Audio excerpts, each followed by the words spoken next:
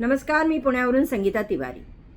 आज दुपारपासून दुपारी 12-1 वाजता आपण पाहिलं असेल टीव्हीवर सगळ्या न्यूज येत होत्या की भोंदू खरातचे पार्टनर आणि शिवनिका मंदिरावरचे उपाध्यक्ष ट्रस्टी डॉक्टर जितेंद्र शेळके आणि त्यांच्या पत्नी यांचे अपघाती निधन झाले। हा अपघात होता की घातपात होता, हा पहिला प्रश्न। उभा कंटेनर आणि त्या कंटेनरच्या खाली एवढी गाडी जातीये म्हणजे थोडंसं संशय येतोय, थोडं कुठंतरी असं मनामध्ये पाल चुकचुकते की असं कसं झालं। म्हणजे थोडक्यात मी हे सांगेन की भोंदू खरात आणि रुपाली चाकणकर या प्रकरणाचा पहिला बळी हा डॉक्टर शेळकेंचा गेलाय।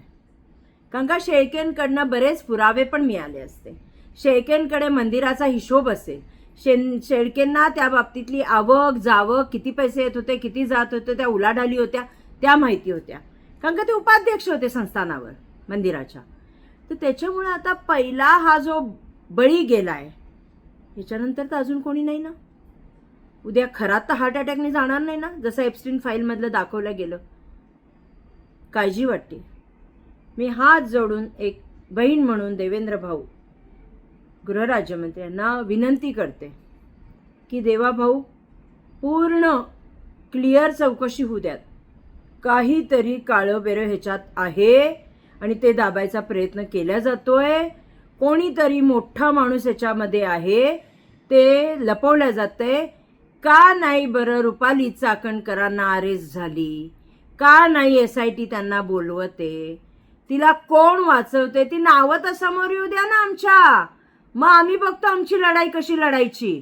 पण नावं तर येऊ द्यात की हा सगळा गोरखधंदा ज्या बाईनी केला होता तिला अजून अरेस्ट नाही, तिला अजून पकडलं गेलं नाही, तिची एन्क्वायरी नाही, आणि आता हा शेळकेंचा मृत्यू। कुठेतरी काळं बेरं निश्चित आहे आणि तिथपर्यंत आम्ही निश्चित पोहोचू, सामान्य जनता निश्चित पोहोचेल। तेव्हा देवाभाऊ, ही सगळी इन्व्हेस्टिगेशन, ही सगळी चौकशी एकदम पारदर्शीपणे होऊ द्यात। धन्यवाद।